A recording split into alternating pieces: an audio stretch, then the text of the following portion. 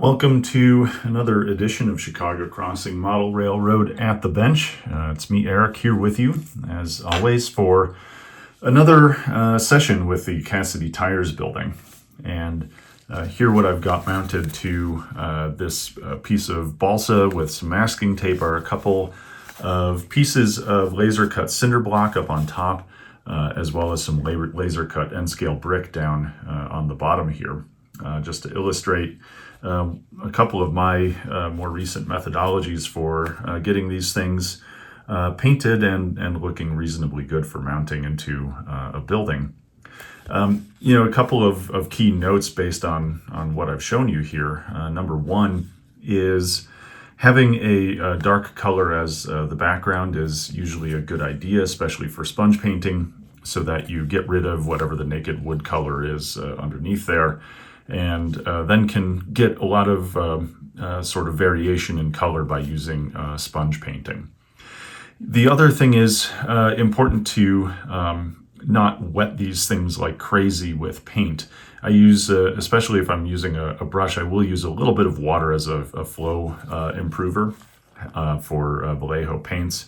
However, I'm judicious with that because this is wood, and so you can actually warp the wood if you let it basically get it soaked through. So I try not to do that. Other component of this is the mortar.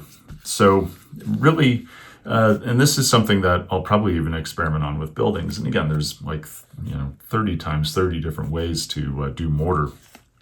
This is the way I've been doing this on these brick patches, is basically just using acrylic putty. And for something about this size, you don't really need a lot of this stuff relative to the size of the tube that it comes in. This is a 2/3 full ounce tube. I've basically expended almost nothing from this tube for making all of the different brick and mortar joints on the Cassidy tire building in the different brick patches. But, a couple of things to kind of keep in mind here. Number one is, especially with brick like this, if you start with a darker set of colors, then those colors will actually lighten somewhat because of the way that the mortar goes in. Secondly, the way that you apply the mortar can, really show a lot about the degree to whether or not this brick needs tuck pointing. So if you want really fresh looking brick, you want to make sure to get, all the little gaps to look pretty even. Otherwise, like here, there's some areas where mortar is falling out. And, to me, that looks perfectly fine. It's another reason why having these things initially painted in a coat of dark gray really helps to create shadow where you may not have equal amounts of mortar, or where you're modeling mortar may be falling out of joints. And then lastly, you can go over this again with, once it dries, with some other colors like concrete and things like that, just to add further variety and weathering to these sorts of things before mounting them in the building. So that is my approach to making these patches. And, a lot of that is also certainly relevant to buildings themselves. The only thing you have to be careful about with putties and stuff like that on a model structure where the brick is not a separate insert component is, of course, getting putty everywhere else. So, like I said, that's probably why I've just limited my use of that type of gap filling agent to here. I've tried a couple of other things. This sort of putty like this, I kind of prefer the most. And again, you don't need very much, so there's not a whole lot of waste here. And if you're doing multiple brick panels at once, you can basically take the excess and put it on elsewhere. The last thing is, you saw me use my finger for that. There's just something about the human finger where it's a little bit more precise than, something like a little putty spatula or something like that. The other thing is, because these are just laser cut wood, they're actually not as strong as plastic. So you can actually start to gouge these things if you use metal tools. And so that's why using my finger is a little bit more effective in my view to just get the mortar actually in there. So at this point, these things are more or less ready to mount into a building.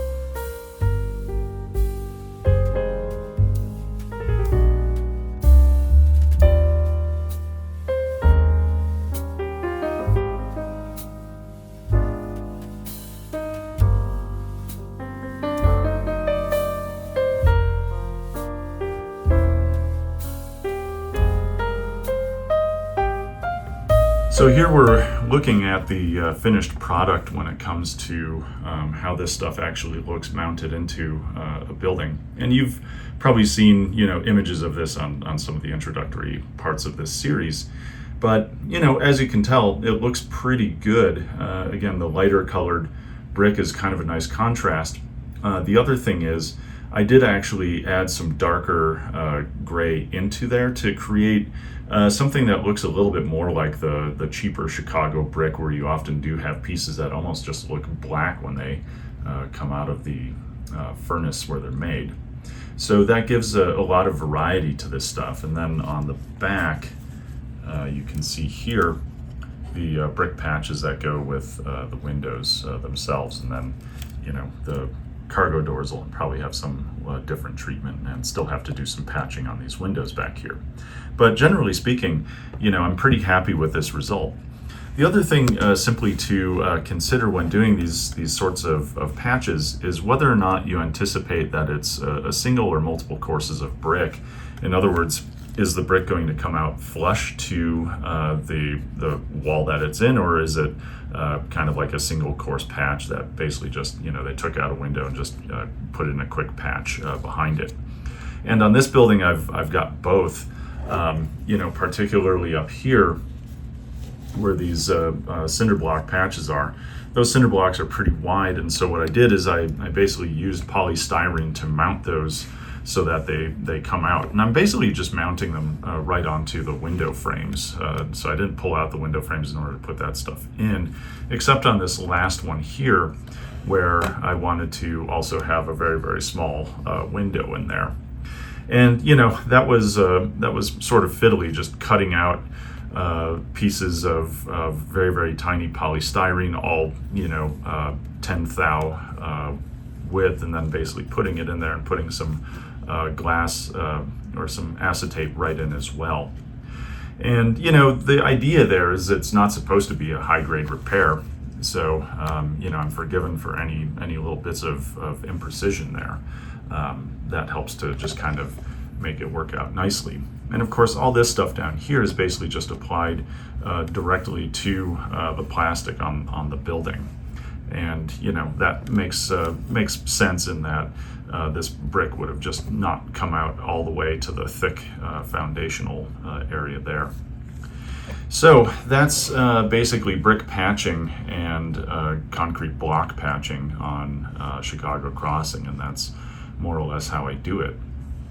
However, that's certainly not the end of the building series. As you can see, a few things to do coming up yet, and that includes this entire roof. This is going to be basically worked over with probably tissue paper in order to make the kind of roofing material that goes up on top here.